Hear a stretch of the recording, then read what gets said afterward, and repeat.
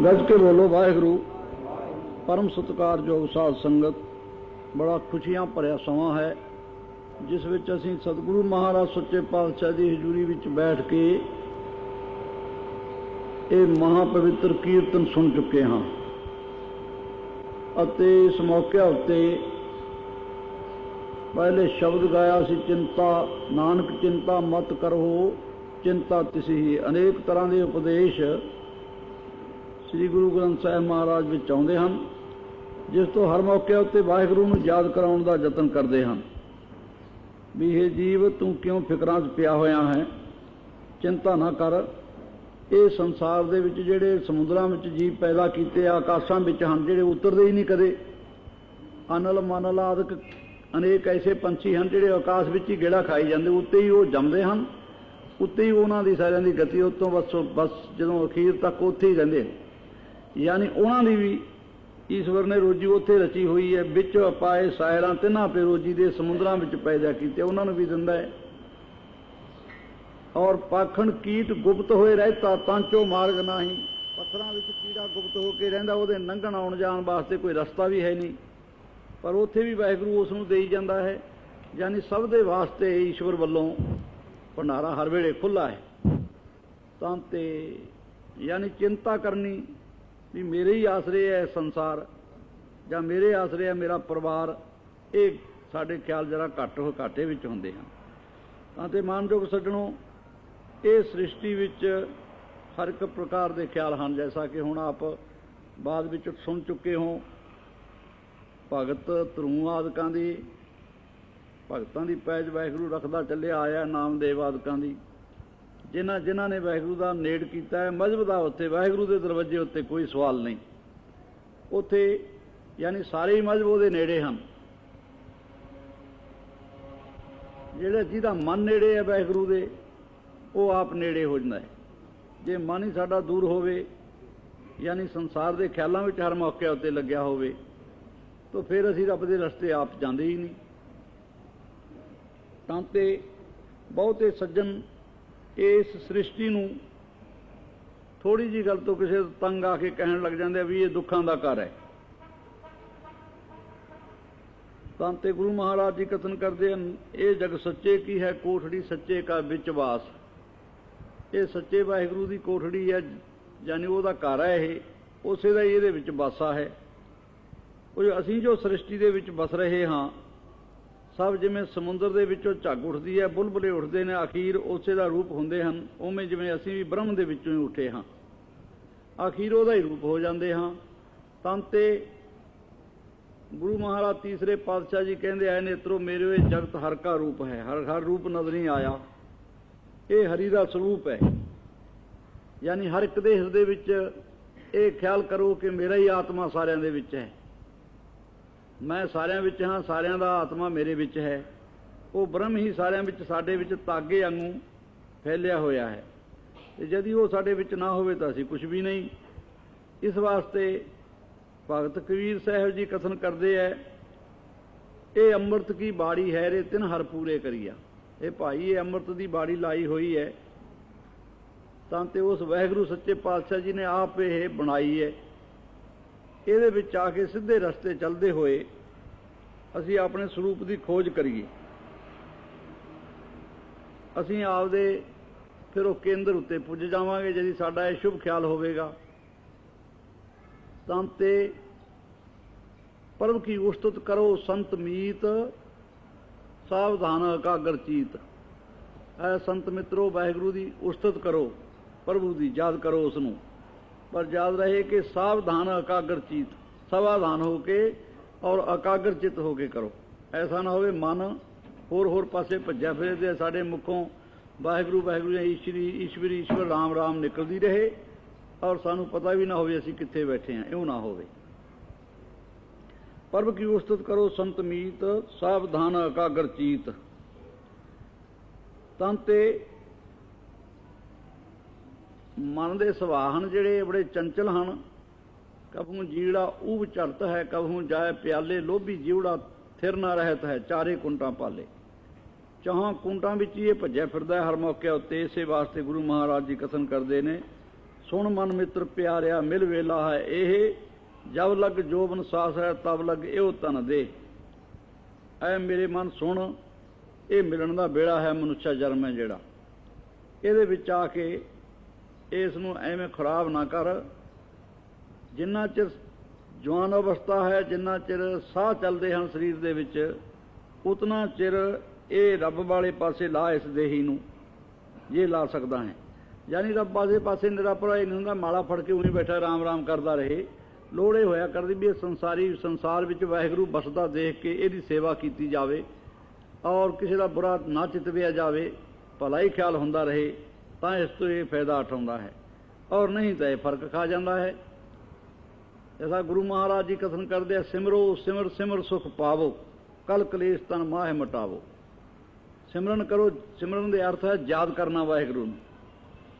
सिमरो सिमर सिमर सुख पावो, कल कलेश तन माह मटावो। ਜਿਹੜੇ कल कलेश आणगे मन ਦੇ ਵਿੱਚ, ਸਰੀਰ ਦੇ ਵਿੱਚ ਦੁੱਖ ਸੁੱਖ, ਇਹਨਾਂ ਸਾਰਿਆਂ ਨੂੰ ਪਰੇ ਕਰੋ। ਸਿਮਰੋ ਜਾਸ ਵਸੰਬਰ ਇੱਕ ਹੈ, ਇਹ ਸ੍ਰਿਸ਼ਟੀ ਨੂੰ ਭਰਨ ਵਾਲੇ ਵਾਹਿਗੁਰੂ ਦਾ ਜਸ ਕਰੋ।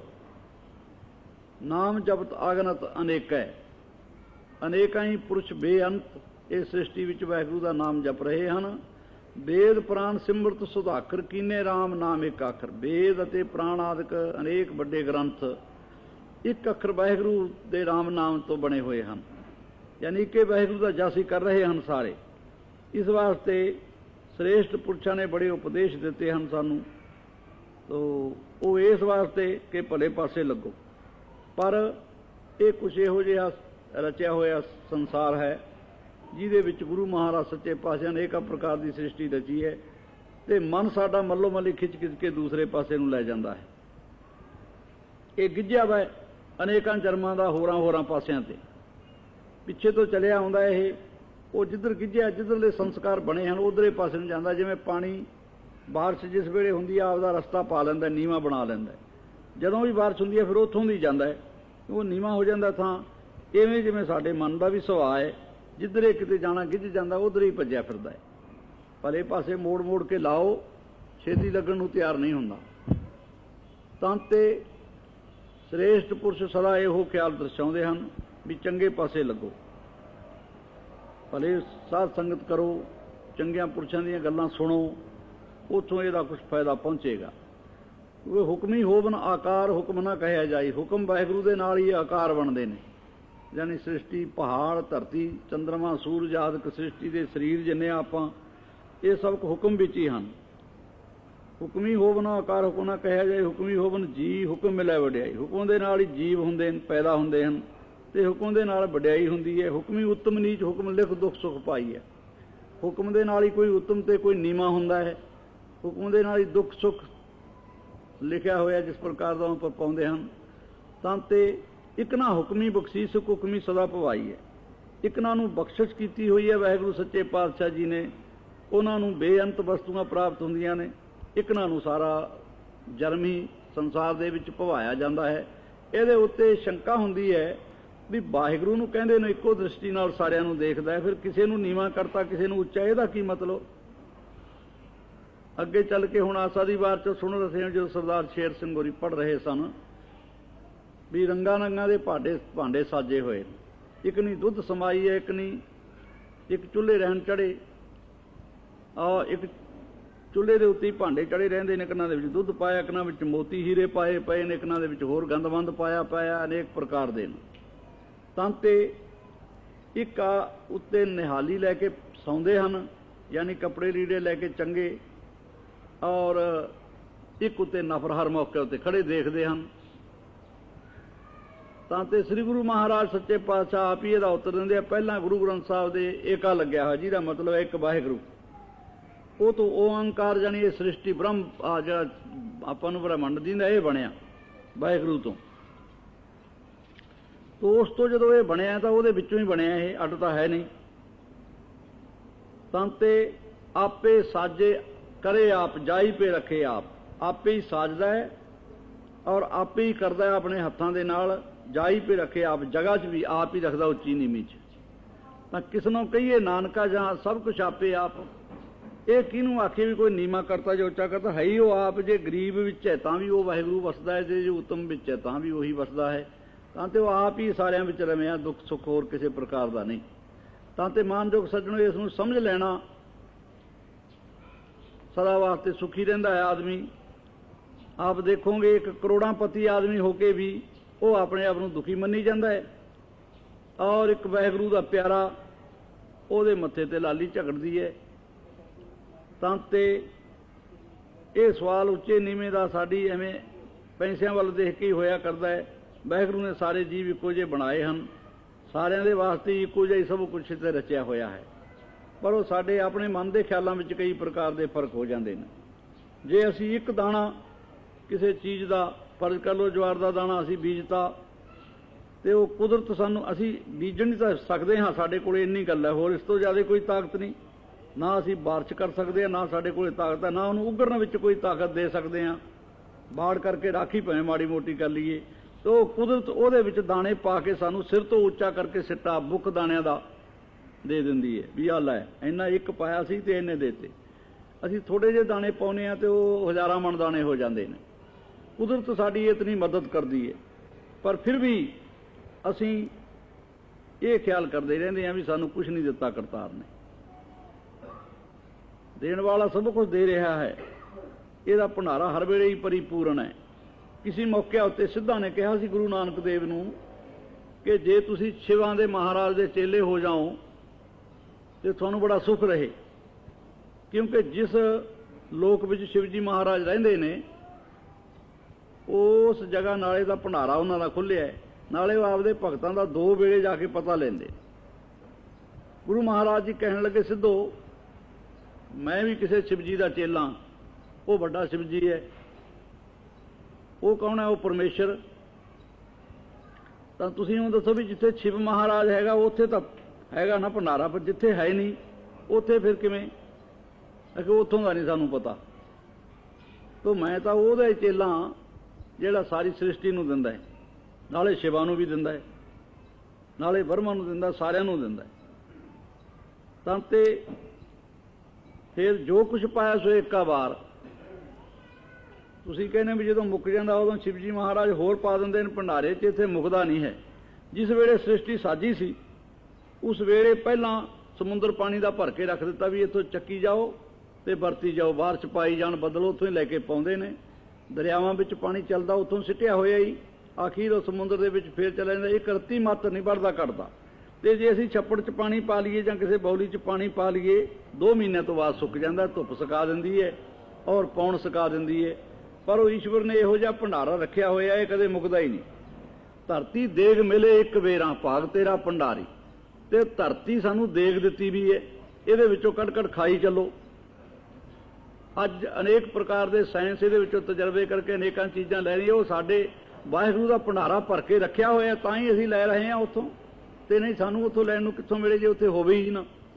ਤਾਂ ਤੇ ਆਪਣੇ ਆਪ ਇਹ ਸ੍ਰਿਸ਼ਟੀ ਪੈਦਾ ਕਰੀ ਵਾਹਿਗੁਰੂ ਨੇ। ਫਿਰ ਚੰਦਰਮਾ ਤੇ ਸੂਰਜ ਜਿਹੜੇ ਕਦੇ ਛੁੱਟੀ ਨਹੀਂ ਮੰਗਦੇ ਹਨ, ਉਹ ਹਮੇਸ਼ਾ ਵਾਸਤੇ ਦੀਵੇ ਹੋ ਕੇ ਚੱਲ ਰਹੇ। ਅਸੀਂ ਜੇ ਕੋਈ ਲਾਲਟੈਨ ਲੈ ਲਈਏ ਜਾਂ ਉਹਦੀ ਬੱਤੀ ਬਿੱਗੀ ਟੇਢੀ ਹੋ ਜਾਂਦੀ ਹੈ, ਜਾਂ ਸੀਸਾ ਫੁੱਟ ਜਾਂਦਾ ਤੇ ਜਾਂ ਉਹ ਤੇਲ ਮੁੱਕ ਜਾਂਦਾ, ਪਰ ਉਹ ਤੇਲ ਇਹੋ ਜਿਹਾ ਪਾਇਆ ਕੁਦਰਤ ਨੇ, ਉਹ ਮੁੱਕੇ ਹੀ ਨਹੀਂ ਕਦੇ, ਹਮੇਸ਼ਾ ਵਾਸਤੇ ਉਵੇਂ ਜਿਵੇਂ ਚੱਲ ਰਿਹਾ ਹੈ। ਤਾਂ ਤੇ ਮਾਨਯੋਗ ਸੱਜਣੋ, ਉਹ ਵਾਹਿਗੁਰੂ ਸੱਚੇ ਪਾਤਸ਼ਾਹ ਜੀ ਨੇ ਬੜਾ ਵੱਡਾ ਭੰਡਾਰਾ ਰੱਖਿਆ ਵਾ। ਆਸਣ ਲੋਏ ਲੋਏ ਭੰਡਾਰ। ਸਾਹਿਬ ਮਹਾਰਾਜ ਜੀ ਕਹਿੰਦੇ ਉਹ ਵਾਹਿਗੁਰੂ ਦਾ ਆਸਣ ਲੋ ਲੋਕ, ਹਰ ਇੱਕ ਲੋਕਾਂ ਵਿੱਚ ਜਿੰਨੀਆਂ ਸ੍ਰਿਸ਼ਟੀਆਂ ਧਰਤੀਆਂ ਹਨ ਉੱਤੇ 75,000 ਧਰਤੀਆਂ ਸਾਇੰਸ ਵਾਲੇ ਉੱਤੇ ਭਾਲ ਚੁੱਕੇ ਹਨ, ਜਿਨ੍ਹਾਂ ਵਿੱਚ ਜੀਵ ਦੁਨੀਆ ਵਸ ਰਹੀ ਹੈ। ਔਰ ਉਸ ਵੇਲੇ ਮਹਾਰਾਜ ਨੇ ਕਥਨ ਕੀਤਾ, ਪਾਤਾਲਾਂ ਪਾਤਾਲ ਲੱਖ ਆਗਾਸਾਂ ਆਗਾਸ। ਇਹ ਅਨੇਕਾਂ ਹੀ ਪਤਾਲ ਹਨ ਤੇ ਅਨੇਕਾਂ ਹੀ ਆਗਾਸ ਹਨ। ਉਸ ਮੌਕੇ ਉੱਤੇ ਕਥਨ ਕਰਦੇ ਸੀ, ਐਵੇਂ ਗੁਰੂ ਨਾਨਕ ਦੇਵ ਜੀ ਨੇ ਮੁਬਾਲਗਾ ਕਥਨ ਕੀਤਾ। ਅੱਜ ਹਥਿਆਰ ਬਣ ਚੁੱਕੇ ਹਨ, ਉਹਨਾਂ ਦੇ ਨਾਲ ਸਾਰੇ ਪਰਖ ਹੋ ਰਹੀ ਹੈ, ਬਿਲਕੁਲ ਠੀਕ ਹੈ।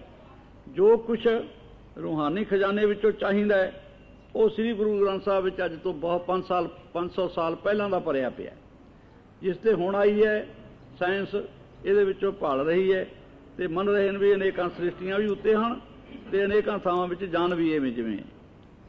ਔਰ ਇਹ ਖੇਡ ਫਿਰ ਐਡਾ ਵੱਡਾ ਇਹ ਆਕਾਸ਼ ਬਣਾਇਆ ਹੈ, ਇਹਦੇ ਵਿੱਚ ਨਾਲੇ ਥਾਂ ਬੜਾ ਰੱਖਿਆ ਹੋਇਆ। ਇਹ ਨਹੀਂ ਵੀ ਮੁੱਕ ਜਾਵੇ। ਅਸੀਂ ਘਰ ਪਾਉਣ ਤੇ ਲੜਦੇ ਰਹਿੰਦੇ ਹਾਂ। ਅਨੇਕਾਂ ਧਰਤੀਆਂ ਤੇ ਤਾਰੇ ਉੱਤੋਂ ਦੀ ਜਿਹੜੇ ਚੱਲ ਰਹੇ ਨੇ, ਜਿਨ੍ਹਾਂ ਜਿਹੜੇ ਹਨ ਵੀ ਧਰਤੀਆਂ ਹੀ ਸਾਰੇ, ਇਹ ਕਦੇ ਆਪਸ ਵਿੱਚ ਟਕਰਾਉਂਦੇ ਨਹੀਂ ਹਨ। ਅਸੀਂ ਸੜਕ ਤੇ ਜਾਂਦੇ ਕਈ ਵਾਰੀ ਦੂਜੇ 'ਚ ਵੀ ਵੱਜਦੇ ਹਾਂ ਜਦੋਂ ਬੇਧਿਆਨ ਹੋ ਜਾਂਦੇ ਹਾਂ, ਪਰੰਤੂ ਸਾਨੂੰ ਵੀ ਉਹ ਵਾਹਿਗੁਰੂ ਨੇ ਤਾਕਤ ਦਿੱਤੀ ਹੈ, ਜੇ ਆਪਣੇ ਆਪ ਵਿੱਚ ਸੰਭਲ ਕੇ ਚੱਲਦੇ ਹੋਈਏ, ਯਾਨੀ ਖਿਆਲ ਹੋਵੇ ਸਾਨੂੰ ਵੀ ਅਸੀਂ ਚੱਲ ਰਹੇ ਹਾਂ ਰਸਤੇ ਉੱਤੇ, ਫਿਰ ਨਹੀਂ ਕਿਸੇ 'ਚ ਵੱਜਦੇ। ਪਰ ਉਹ ਵਾਹਿਗੁਰੂ ਨੇ ਇਹ ਧਰਤੀਆਂ ਹੋਰ ਹਰ ਇੱਕ ਵਸਤੂ ਇਹਦੇ ਵਿੱਚ ਚੱਕਰ ਕੱਟ ਰਹੇ, ਕੋਈ ਐਸੀ ਚੀਜ਼ ਨਹੀਂ ਜਿਹੜੀ ਖੜੀ ਹੈ, ਸਭ ਚੱਲ ਰਹੀਆਂ। ਸਾਰੇ ਤਾਰੇ ਬ੍ਰਹਿਮੰਡ ਵਿੱਚ ਸੂਰਜ ਵੀ ਚੱਲਦਾ ਹੈ, ਔਰ ਸੂਰਜ ਸਾਥੋਂ ਦੂਰ ਦੂਰ ਮਾਲੂਮ ਹੋ ਰਿਹਾ ਹੈ। ਇਸ ਵੇਲੇ 9 ਕਰੋੜ 30 ਲੱਖ ਮੈਲ ਹੋਣ ਕਰਕੇ ਉਹਦਾ ਸਾਨੂੰ ਖੜਾ ਹੀ ਮਾਲੂਮ ਹੁੰਦਾ ਹੈ, ਪਰੰਤੂ ਹੈ ਚੱਲਦਾ ਉਹ ਵੀ। ਉਹ ਆਪਣੇ ਮਹਿਬਰ ਦੇ ਅਦਾਰੇ ਬਹੁਤ ਵੱਡੇ, ਬਹੁਤ ਸਾਲਾਂ ਵਿੱਚ ਕਿਤੇ ਗੇੜਾ ਆਉਂਦਾ ਉਸ ਦਾ, ਔਰ ਹੈ ਚੱਲਦਾ। ਧਰੂ ਵੀ ਚੱਲਦਾ ਮੰਨੇ, ਕੋਈ ਸੰਸਾਰ ਵਿੱਚ ਇਹੀ ਚੀਜ਼ ਨਹੀਂ, ਪਰੰਤੂ ਉਹ ਹੈ ਇਹ ਜਿਹੇ ਕੇਂਦਰ ਵਿੱਚ ਉੱਤੇ ਉੱਚਾ, ਜਿਸ ਤੋਂ ਕਿ ਇੱਥੋਂ ਸਾਡੀ ਧਰਤੀ ਤੋਂ ਹਰ ਵੇਲੇ ਖੜਾ ਹੀ ਉਸੇ ਨਿਸ਼ਾਨੇ ਉੱਤੇ ਹੀ ਮਾਲੂਮ ਹੋਵੇਗਾ। ਯਾਨੀ ਸਾਇੰਸ ਇਹ ਚੱਲਦੇ ਨੂੰ ਮੰਨੀਆਂ। ਗੁਰੂ ਮਹਾਰਾਜ ਗੁਰੂ ਇਹਦੇ ਵਿੱਚ ਲਿਖਦੇ ਹਨ ਵੀ ਹਰ ਇੱਕ ਜੀਵ ਜੋ ਸੂਏ ਚਾਰ ਭਵਾਈ ਹੈ ਜੰਤ, ਨਾਨਕ ਭੌਂਦਿਆਂ ਗਣਤ ਨਾਨਤ। ਅਨੇਕਾਂ ਭੌਂ ਰਹੇ ਹਨ, ਇੱਥੇ ਗਿਣਤੀ ਨਹੀਂ ਹੈ ਉਹਨਾਂ ਦੀ। ਸਾਹਿਬ ਸਤ ਮਹਾਰਾਜ ਕਥਨ ਕਰਦੇ ਨੇ, ਆਸਾ ਦੀ ਵਾਰ ਵਿੱਚ ਆਇਆ ਕਥਨ ਕਿ ਪੜ੍ਹ ਸੁਣ ਕੇ ਹਟੇ ਹੋ। ਯਾਨੀ ਕੋਈ ਸ੍ਰਿਸ਼ਟ ਇਹ ਜੀਵ ਜਾਂ ਕੋਈ ਧਰਤੀ ਦੀ ਮਾਦੀ ਚੀਜ਼ ਖੜੀ ਨਹੀਂ ਹੈ, ਸਭ ਚੱਲਦੀਆਂ ਹਨ। ਇੱਕ ਖੜੋਤਾ ਹੈ ਤਾਂ ਉਹ ਵਾਹਿਗੁਰੂ ਅਕਾਲ ਪੁਰਖ ਖੜੋਤਾ ਈਸ਼ਵਰ, ਉਸ ਤੋਂ ਬਿਨਾਂ ਹੋਰ ਕੋਈ ਖੜਾ ਨਹੀਂ ਹੈ, ਤੇ ਸਭ ਹੀ ਚੱਲਦੇ ਹੁਣ ਚੱਲਣਹਾਰ ਹਨ। ਤਾਂ ਤੇ ਮਾਨਯੋਗ ਸੱਜਣੋ, ਇਹ ਸ੍ਰਿਸ਼ਟੀ ਵਿੱਚ ਬੜਾ ਕੁਛ ਈਸ਼ਵਰ ਨੇ ਕੀਤਾ ਹੈ। ਅਸੀਂ ਇਹ ਕਦੇ ਵਡਿਆਈਆਂ ਵਾਹਿਗੁਰੂ ਦੀਆਂ ਘੱਟ ਹੀ ਸੋਚਦੇ ਹਾਂ ਆਪਣੇ ਦਿਲ ਵਿੱਚ। ਉਹ ਸਾਹਿਬ ਨੇ ਕਥਨ ਕੀਤਾ, ਗੁਰੂ ਮਹਾਰਾਜ ਜੀ ਨੇ, ਆਪਾਂ ਪੜ੍ਹ ਕੇ ਹਟੇ ਜਿਹੜਾ ਹੁਣ ਵੀ ਉਹ ਸਤਿਗੁਰੂ ਸੱਚਾ ਜੁਗ ਜੁਗ ਭਗਤੋਂ ਪਾਇਆ, ਪੈਜ ਰੱਖਦਾ ਆਇਆ ਰਾਮ ਰਾਜ। ਜੁਗਾਂ ਜੁਗਾਂ ਵਿੱਚ ਸ੍ਰੇਸ਼ਟ ਭਗਤ ਪੈਦਾ ਕੀਤੇ ਹਨ ਅਤੇ ਫਿਰ ਪੈਜ ਵੀ ਉਹਨਾਂ ਦੀ ਰੱਖਦਾ ਆਇਆ ਹੈ। ਔਰ ਇਹਦੇ ਵਿੱਚ ਜਿਹੜੇ ਸ਼ੁਭ ਅਸ਼ੁਭ ਖਿਆਲਾਂ ਦੇ ਪੈਦਾ ਹੋ ਜਾਂਦੇ ਨੇ ਆਦਮੀ, ਉਹ ਵੀ ਵਾਹਿਗੁਰੂ ਦੇ ਹੀ ਕੀਤੇ ਵੇ ਨੇ। ਜੈਸਾ ਕਿ ਕੰਸ ਸ੍ਰੀ ਕ੍ਰਿਸ਼ਨ ਜੀ ਦਾ ਸੀ ਵੀ ਨਜ਼ਦੀਕੀ ਸਕੀਰੀ ਦਾ, ਔਰ ਫਿਰ ਬੈਰੀ ਵੀ ਸੀ। ਉਹਦੇ ਬੁਰੇ ਖਿਆਲ ਸਨ, ਇਹਨਾਂ ਦੇ ਚੰਗੇ ਸਨ। ਤੋ ਕਿਤੇ ਜੋਤਸ਼ੀਆਂ ਦੇ ਕੋਲੋਂ ਕੋਈ ਖਿਆਲ ਪੁੱਛਿਆ, ਉਹਨਾਂ ਨੇ ਕਿਹਾ ਵੀ ਤੇਰੀ ਭੈਣ ਦੇ ਪੇਟੋਂ ਜੰਮੇਗਾ ਜਿਹੜਾ ਤੈਨੂੰ ਮਾਰੇਗਾ। ਉਹ ਆਦਾ ਇਹ ਤਾਂ ਗੱਲ ਹੀ ਕੁਛ ਨਹੀਂ, ਮੈਂ ਭੈਣ ਨੂੰ ਹੀ ਮਾਰ ਦੂੰ ਪਹਿਲਾਂ। ਕਿਉਂਕਿ ਮੂਰਖ ਨੇ ਇਹ ਤਾਂ ਸੋਚਣਾ ਵੀ ਕੋਈ ਸ਼ਕਤੀ ਮੈਥੋਂ ਉੱਤੇ ਵੀ ਹੈ ਜਿਹੜੀ ਉਹ ਆਪਣੇ ਆਪ ਪ੍ਰੇਰ ਕੇ ਕੰਮ ਕਰ ਰਹੀ ਹੈ ਉਲਟ ਉਲਟ ਪਾਸੇ ਜਾਂ ਚੰਗੇ ਪਾਸੇ। ਕਿਉਂਕਿ ਜੇ ਬੁਰੇ ਕਰਮ ਕਰਦਾ ਆਦਮੀ ਤਾਂ ਕੁਦਰਤ ਉਹਦੇ ਕੋਲੋਂ ਫਲ ਭੁਗਤਾਉਣ ਦੇ ਵਾਸਤੇ ਉਹਨੂੰ ਪੁੱਠੇ ਪਾਸੇ ਹੀ ਲਾਉਂਦੀ ਹੈ, ਚੰਗੇ ਕਰਦਾ ਤਾਂ ਪ੍ਰੇਰ ਕੇ ਉਹਨੂੰ ਚੰਗੇ ਪਾਸੇ ਲਾ ਦਿੰਦੀ ਹੈ। ਤਾਂ ਤੇ ਇਸ ਨੇ ਇਹ ਦਾਅਵਾ ਕਰ ਲਿਆ ਵੀ ਚੰਗਾ, ਜੇ ਮੇਰੀ ਭੈਣ ਦੇ ਪੇਟੋਂ ਹੀ ਜੰਮਣਾ ਉਸਨੇ ਜਿਹਨੇ ਮੈਨੂੰ ਮਾਰਨਾ, ਤੇ ਮੈਂ ਇਹਦੇ ਜਿਹੜਾ ਬੱਚਾ ਉਹ ਮਰਵਾ ਦਿਆ ਕਰਾਂ। ਲਿਖਿਆ ਹੈ ਸ਼ਾਸਤਰਕਾਰਾਂ ਨੇ ਵੀ 6-7 ਬੱਚੇ ਉਹਨੇ ਮਰਵਾਏ, ਜਿੱਦੇ ਬੱਚਾ ਜੰਮਿਆ ਹੋਵੇ ਉਹਦੇ ਚੱਕ ਕੇ ਲੈ ਜਾਣ ਤੇ ਮਾਰਨ ਉਹਨੂੰ, ਉੱਥੇ ਮਰ ਜਾਵੇ। ਅਖੀਰ ਜੋਤਸ਼ੀਆਂ ਨੇ ਦੱਸਿਆ ਵੀ ਜਿਹੜਾ ਐਤਕੀ ਬੱਚਾ ਜੰਮੇਗਾ ਉਹ ਤੇਰੇ ਮਾਰਨ ਵਾਲਾ ਹੋਵੇਗਾ। ਤੇ ਆਪਦੀ ਭੈਣ ਨੂੰ ਤੇ ਭਣੋਈਏ ਨੂੰ ਸਾਰਿਆਂ ਨੂੰ ਜੇਲ੍ਹ 'ਚ ਦੇਤਾ। ਪਹਿਰਾ ਲੱਗ ਗਿਆ ਉੱਤੇ ਕਰੜਾ। ਕਹਿੰਦੇ ਨੇ ਜਿਸ ਮੌਕੇ ਉੱਤੇ ਆਪ ਦਾ ਜਨਮ ਹੋਇਆ ਤਾਂ ਕੁਦਰਤ ਐਸੀ ਹੋਈ ਕਿ ਉਹ ਪਹਿਰੇ ਵਾਲਿਆਂ ਨੂੰ ਕੋਈ ਖਬਰ ਹੀ ਨਹੀਂ ਰਹੀ ਤੇ ਉਹ ਜਿੰਦੇ ਖੁੱਲ ਗਏ ਤੇ ਸ੍ਰੀ ਕ੍ਰਿਸ਼ਨ ਨੂੰ ਇੱਕ ਟੋਕਰੇ ਵਿੱਚ ਰੱਖ ਕੇ ਜਮਨਾ ਦੇ ਵਿੱਚ ਦੀ ਲੰਘਣ ਲੱਗੇ ਹਨ ਤਾਹਾਂ ਨੂੰ ਗਾਹਾਂ ਨੂੰ, ਤੇ ਦਰਿਆ ਨੇ ਉਹ ਛਾਲਾ ਕੀਤਾ, ਉਹਨੇ ਟੋਕਰਾ ਤਾਹਾਂ ਚੱਕ ਲਿਆ ਤੇ ਦੂਸਰੇ ਨੇ ਕਿਹਾ ਵੀ ਇਹਨੂੰ ਹੇਠਾਂ ਕਰ। ਉਹ ਸ੍ਰੀ ਕ੍ਰਿਸ਼ਨ ਨੇ ਪੈਰ ਲਮਕਾ ਕੇ ਤੇ ਪਾਇਆ, ਪਾਣੀ ਨਾਲ ਲਾਇਆ ਤੇ ਫਿਰ ਉਤਰ ਗਿਆ। ਉਧਰ ਜਸੋਦਾ ਦੇ ਲਟਕੀ ਹੋਈ ਸੀ, ਉਹ ਲਟਕੀ ਇੱਧਰ ਲਿਆਂਦੀ ਤੇ ਕ੍ਰਿਸ਼ਨ ਜੀ ਨੂੰ ਉੱਥੇ ਲੈ ਗਏ। ਤੇ ਉਹ ਲਟਕੀ ਨੂੰ ਕਹਿੰਦੇ ਨੇ ਕੰਸ ਨੇ ਮਰਵਾਉਣ ਦੇ ਵਾਸਤੇ ਯਤਨ ਕਰ ਦਿੱਤਾ। ਉਹ ਵੀ ਕੁਦਰਤ ਵੱਲੋਂ ਕੁਝ ਹੋਰ ਹੀ ਬਣ ਗਿਆ, ਯਾਨੀ ਇਹਦਾ ਕੰਮ ਪੂਰਾ ਨਾ ਹੋ ਸਕਿਆ। ਤੋ ਉਹਨਾਂ ਨੇ ਕਿਹਾ ਵੀ ਪੈਦਾ ਹੋ ਗਿਆ। ਇਹ ਕਹਿੰਦਾ ਉਹ ਪੈਦਾ ਹੋ ਗਿਆ ਤੇ ਫਿਰ ਗਿਆ ਫਿਰ ਕਿੱਧਰ? ਉਹ ਇਹ ਨਹੀਂ ਸਾਨੂੰ ਪਤਾ, ਕਿਉਂਕਿ ਉਹਦੀ ਗਤੀ ਨੂੰ ਸਮਝਣਾ ਵੀ ਬੜਾ ਔਖਾ ਹੈ। ਤੋ ਵਾਹਿਗੁਰੂ ਹਰ ਇੱਕ ਪ੍ਰਕਾਰ ਦੀ ਪੈਜ ਰੱਖਦਾ, ਪਰੰਤੂ ਉਹ ਦੁਸ਼ਟ ਦਾ ਨਾਸ਼ ਕਰਨਾ ਸੀ, ਇਸ ਵਾਸਤੇ ਇਹ ਕਲਾ ਵਾਹਿਗੁਰੂ ਦੀ ਆਪ ਵਰਤੀ ਹੋਈ ਸੀ। ਜਦਾ ਜਦਾ ਹੀ ਧਰਮਸੈ ਗਲਾਨੀ ਭਵਤੀ ਭਾਰਤ ਅਭੀ ਉਤਥਾਨਮ ਧਰਮਸੈ ਤਦ ਆਤਮਨੰ ਸਰਜਾਮੀ ਹਮ। ਹੇ ਅਰਜਨ, ਜਦੋਂ ਜਦੋਂ ਧਰਮ ਦੀ ਗਲਾਨੀ ਹੁੰਦੀ ਹੈ, ਸੰਸਾਰ ਵਿੱਚ ਵਕਾਰ ਵੱਧ ਜਾਂਦਾ ਹੈ, तो उस मौके उत्ते मैं अपने आत्मा नूं जानी मैं पैदा हुंदा, जिहदा मतलब है कि वाहिगुरू सच्चा पातशाह अनेकां रूपां विच ਬਣਿਆ। श्री कृष्ण जी ने भी अनेक प्रकार के तप किए हैं, भुखे रह के व्रत रखे हैं और तप किया है। हर एक कोई महापुरुष ये करतब करता जिस तो कि सृष्टि इस रस्ते उत्ते चले। तां ते मानयोग सज्जणों, असीं मंगण वाले भी तां ही बनते हाँ वाहिगुरू दे कोलों जे असीं यानी आप भले पासे लगन का यतन करिए। तां ते श्री वाहिगुरू सच्चे पातशाह जी ने श्रेष्ठ करतब रचे, परंतु सानू तो है पर का बुरा ना राखो चीत, तुमको दुख नहीं पाई मी। पराया बुरा ना तको और फिर थानू भी दुख नहीं होवेगा। जे असी किसी का बुरा तकते हैं तो साढ़े वास्ते भी हो जाया करदी है गल। वो कहते हैं भी किसी मौके उत्ते किसी बादशाह ने कथन किया वजीर नूं भी चलो शिकार चलीए। जिस वेले वो शिकार नूं निकले तो उस मौके उत्ते बादशाह लंघण लगे दी एक कोठी उत्ते नज़र पई। वो कहने लगा वजीर साहब ये कोठी मैनूं चंगी नहीं लगती, ढहा देनी चाहिए है। तो सोचा भी ये गल की हुई, बादशाह ने तो कदे किसी वास्ते सोचा नहीं। तो आउंदा होया वजीर सियाणे होया करते हैं ये गल्लां दे भी बादशाह का कई प्रकार का मैं खड़ा ही हुंदा, चलो ये दूजे पासे दी ले चलो। वो जो बड़े शहर च आके कहंदा वो कोठी जरूर ढहा देनी है, कहंदा जी मैं अजे ढहा देंगा बेफिक्र रहो। दूसरे चौथे दिन बादशाह ने पूछा वो ढहाती सी, कहता जी वो अफसोस मैं भुल गया, माफ़ करो मैं हुणे ही ढहा देना, मैं जाना उधर। ये जे ख्याल करके फिर टाला टूला करता। उन्होंने किते वजीर ने सद के पूछा शाहूकार नूं भी सेठ जी बैठो, ये दसो तुसीं भी कदे कोई तुसीं गल बादशाह वास्ते भी सोची है? ना हजूर, असीं तां हर वेले मंगते हैं वाहिगुरू भला करे बादशाह का, यह बादशाह सानू मिलता ही नहीं, फलाना हो गया तिमका। उन्हें किते चन्नण ले लिया, कहते जे कोई बड़े आदमी वास्ते कदे लोड़ पै जे वो मर जाए तो फिर ये बड़ा महंगा विकदा है। ये बौकर खड़ी की भी सी। तां ते 5-7 वारी किते बादशाह ने पूछा भी वो कोठी ढहाती कि नहीं। वो कह दे कोई ना कोई बहाना ला के जी हाँ मैं ढहाउणा, मैं पता लेना, भेजे सी आदमी फलाना तिमका।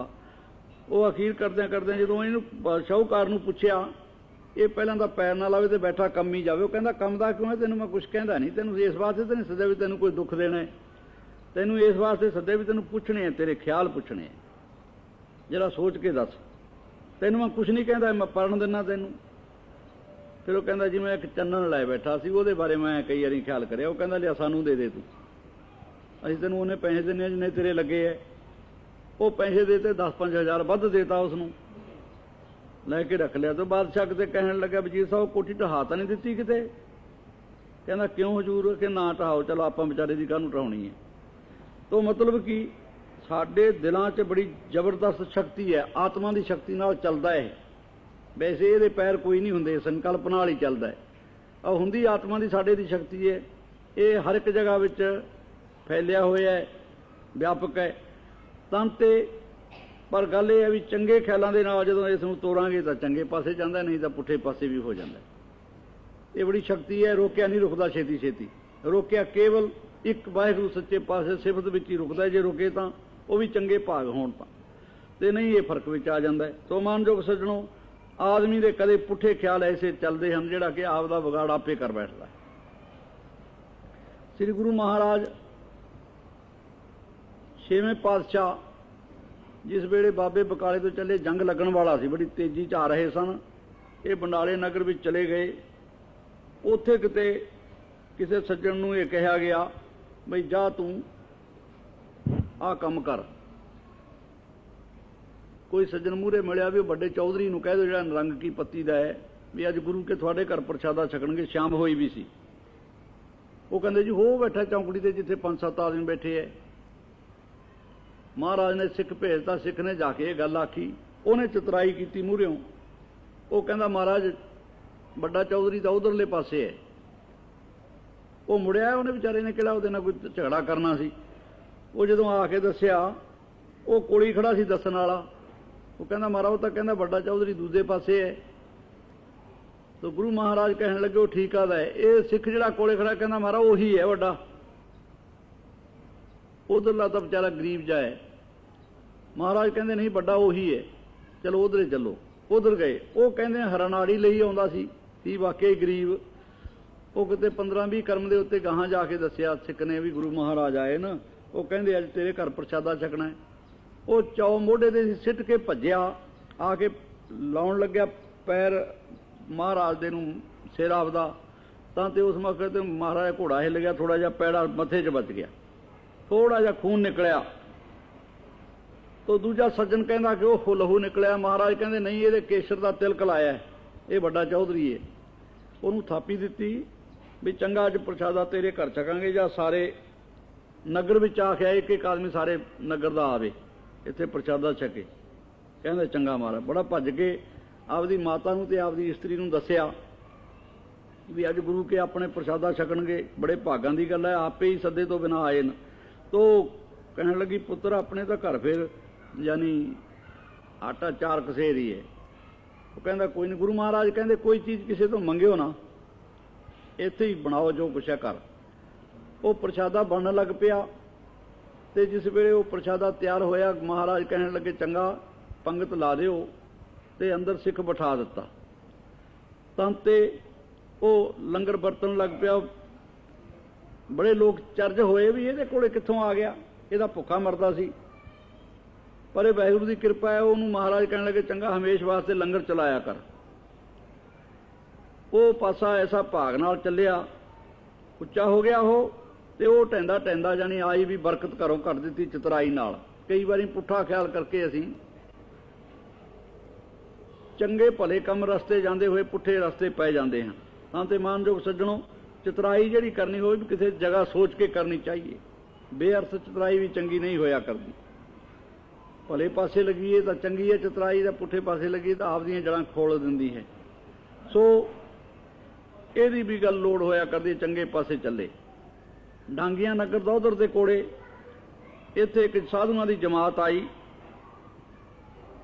वो साधु भी नगर च जाते हैं लैण वास्ते अन्न पानी।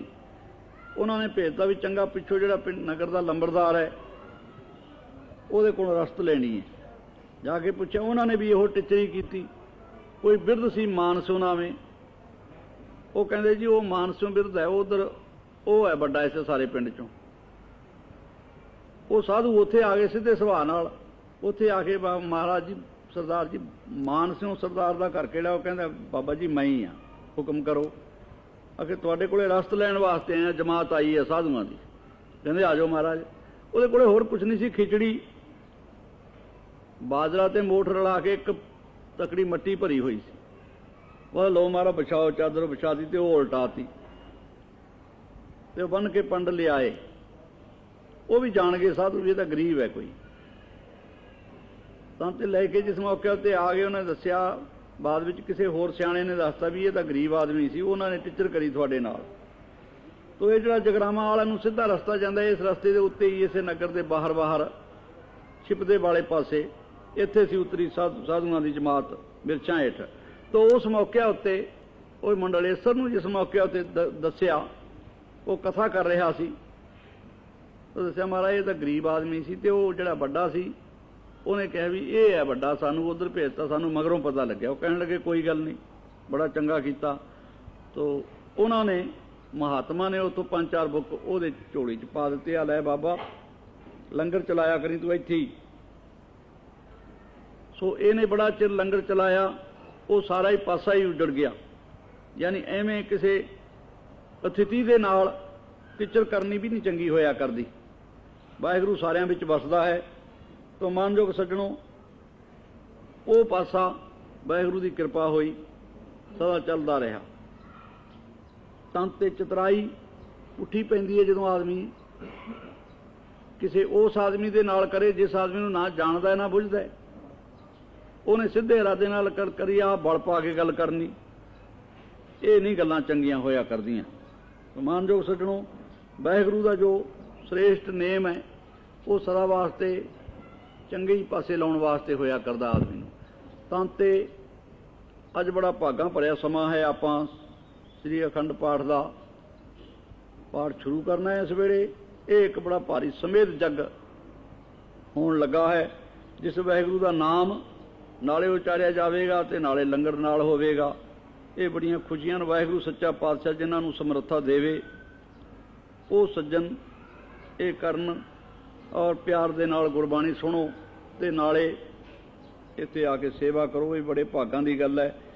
ਬਹੁਤੇ ਸਥਾਨਾਂ ਵਿੱਚ ਇਹ ਵੀ ਵਸਤੂ ਮਿਲਦੀ ਨਹੀਂ। ਜਿਹੜੇ ਛੋਟੀਆਂ ਥਾਵਾਂ ਵਿੱਚ ਉਹ ਵਿਚਾਰੇ ਤਰਸਦੇ ਹਨ ਵੀ ਸਾਡੇ ਕੋਲੇ ਜਗ੍ਹਾ ਨਹੀਂ, ਸਾਡੇ ਕੋਲੇ ਗੁਰਦੁਆਰਾ ਨਹੀਂ, ਸਾਡੇ ਕੋਲੇ ਐਸਾ ਕੋਈ ਸਮਾਨ ਨਹੀਂ ਜਿਸ ਦੇ ਨਾਲ ਕਰੀਏ। ਉਹ ਦੂਸਰੀਆਂ ਜਗ੍ਹਾ ਵਿੱਚ ਕਿਤੇ ਜਾਂਦੇ ਨਾੜੇ ਥੋੜ੍ਹੇ।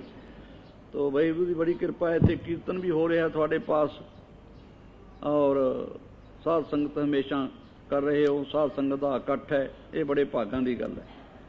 ਤੋ ਮੈਂ ਹੁਣ ਇੱਥੇ ਬਸ ਕਰਦਾ ਕਿਉਂਕਿ ਸਮਾਂ ਹੋ ਗਿਆ। ਸਤਿਗੁਰੂ ਸੱਚੇ ਪਾਤਸ਼ਾਹ ਦੀ ਕਿਰਪਾ ਇਸ ਕੰਮ ਨੂੰ